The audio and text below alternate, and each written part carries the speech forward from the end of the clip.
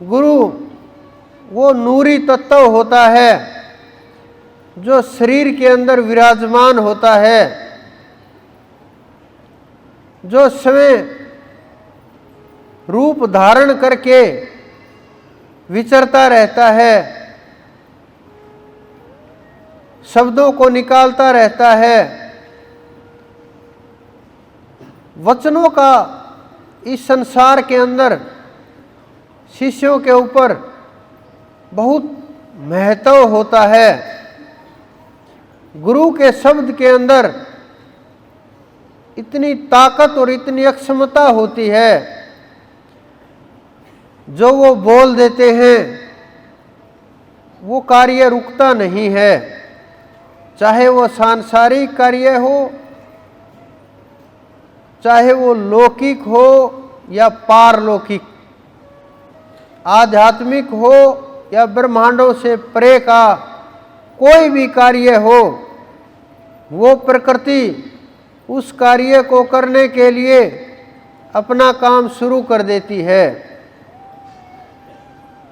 लेकिन कुछ लोग गुरु के वचनों को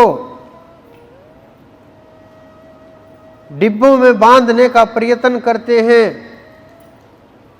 सीमित करने का प्रयास करते हैं, दायरा बनाते हैं, मन माने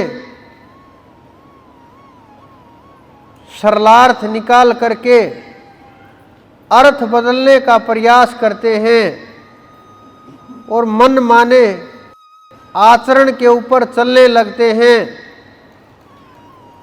आचरण सिद्धों जैसा करते हैं, बातें सिद्धों जैसी करते हैं, और उनका ध्यान देखो 1 घंटे भी नहीं बैठ पाते। जो जीव इतना भी नहीं कर पाते,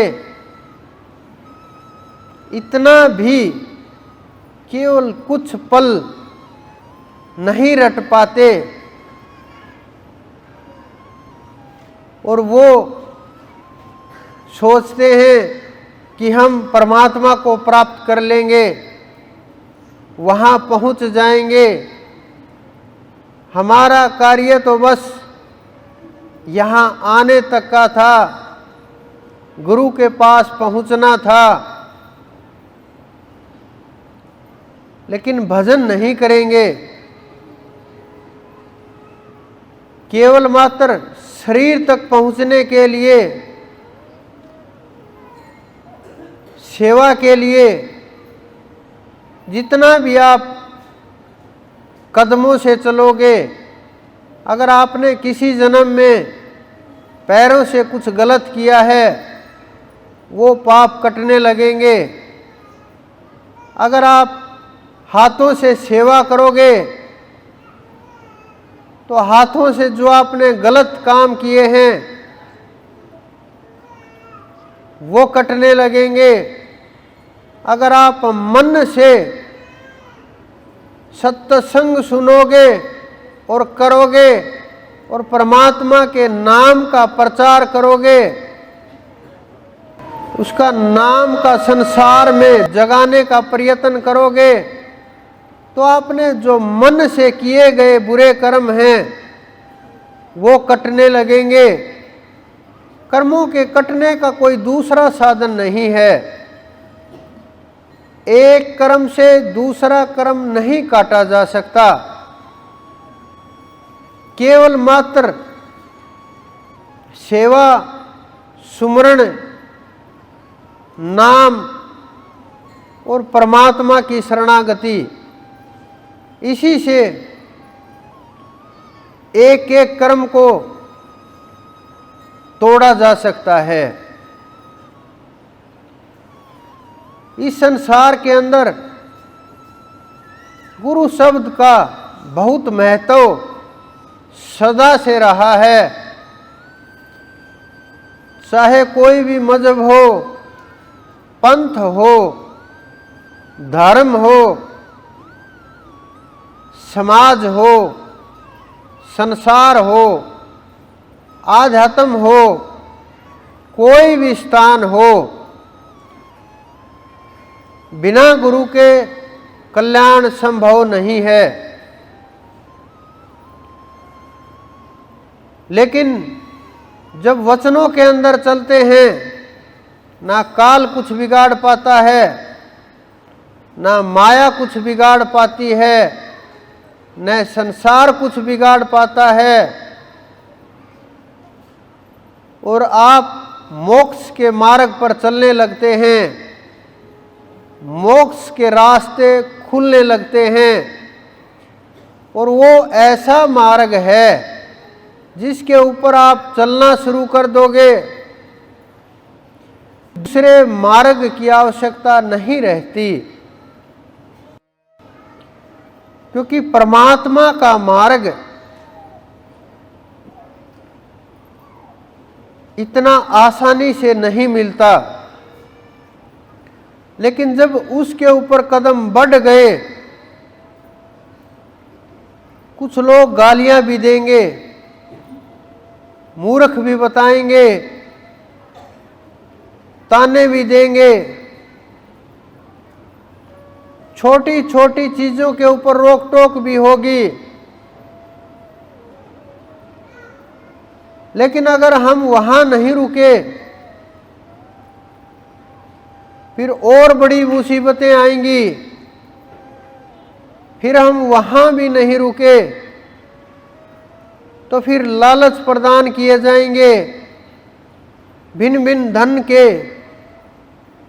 ऐश्वर्य के। वहां भी नहीं रुके तो फिर समझो मार्ग खुलना शुरू हो गया और उस परमात्मा के नजदीक जाने लगे। और वहां अनंत अनंत भंडार हैं जिनकी आवश्यकता ही नहीं पड़ती, क्योंकि वहां सांसारिक भोजन की आवश्यकता नहीं है, सांसारिक पदार्थों की आवश्यकता नहीं है। ये संसार के खाद्य पदार्थ, भोग वस्तुएं वहां किसी काम की नहीं होती। वहां केवल मात्र नाम का सुमरण होता है, और नाम के बिना वहां चढ़ाई नहीं हो पाती। जो जितना वचनों के अंदर रहता है, ये तो हमारे शास्त्रों ने भी कहा है।